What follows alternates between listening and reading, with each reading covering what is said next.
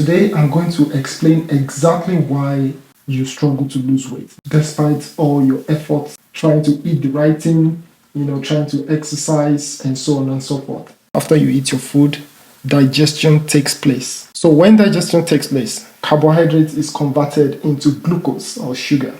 So there is an increase in your blood sugar. Actually, this glucose is better off in your cells because that's where it's actually needed. So now, in order to transport the glucose from your bloodstream into your cell, you need a glucose transporter called insulin. So the insulin is a transporter of glucose. So insulin is released from your pancreas. Here is your pancreas. So the pancreas releases the insulin. The insulin is a transporter of glucose from your blood to your cells, okay? Because it's needed in your muscle cells, in your liver cells, and in your fat cells. But here is the problem. Right here is a gate. This is the gate. When insulin that's carrying your glucose arrives at the gate refuses to open. So there is a kind of resistance, insulin resistance. That's where the name comes from, insulin resistance. So the gate refuses to open for insulin to deposit glucose into your body cells, into your cells. That's where the problem lies. So what's the consequence of the gate refusing to open? That means you're going to have a buildup of glucose in your bloodstream. By the time you have your next meal, again, more glucose or sugar in your bloodstream. What happens? There will be an increase in your blood sugar.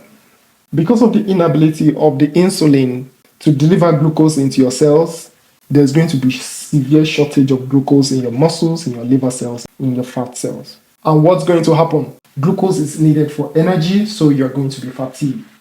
You're going to feel very weak, muscle weakness, fatigue, tiredness. So when you're fatigued, then again, you are going to have cravings because the body needs glucose.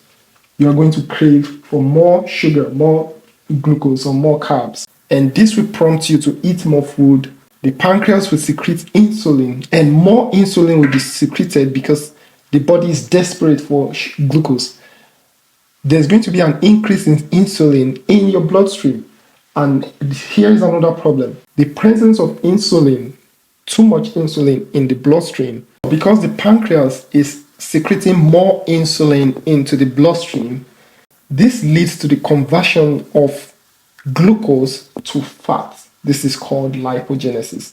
There is increased fat storage, and usually it's stored around the belly area, especially around the belly area. And as time goes on, there's going to be fat storage not only in the belly area, but all over the body. Regardless of what you do, even if you exercise or you do all those stuff, that does not change anything. So that's why there is a problem. Whatever you do, because this gate is locked, it's not responding to insulin, it's resistance to insulin, you're going to be revolving around the same cycle.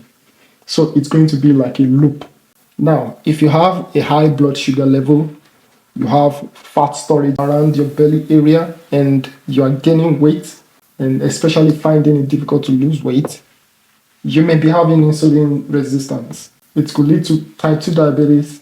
It could lead to cardiovascular symptoms like hypertension. You may have elevated cholesterol level.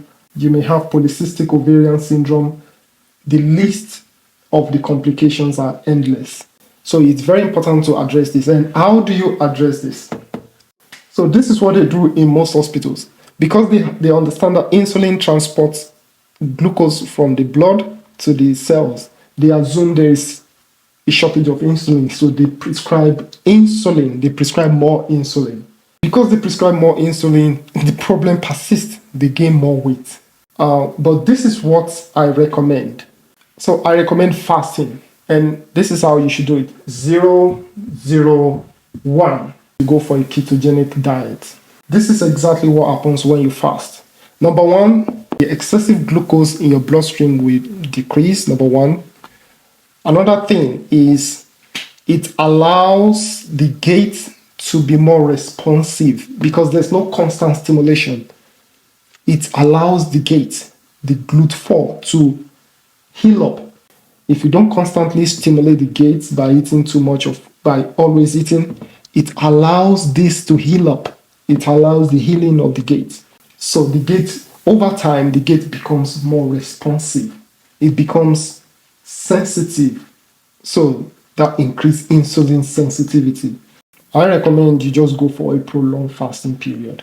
And whenever you want to eat, you stick to ketogenic diet. Not carbs. You stay away from carbs. You stick to ketogenic diet, that is fat and protein. If you have any question, put it in the comment section below. I will try as much as possible to reply every single comment. Click the like button and also turn on the notification bell for more videos. Thank you very much.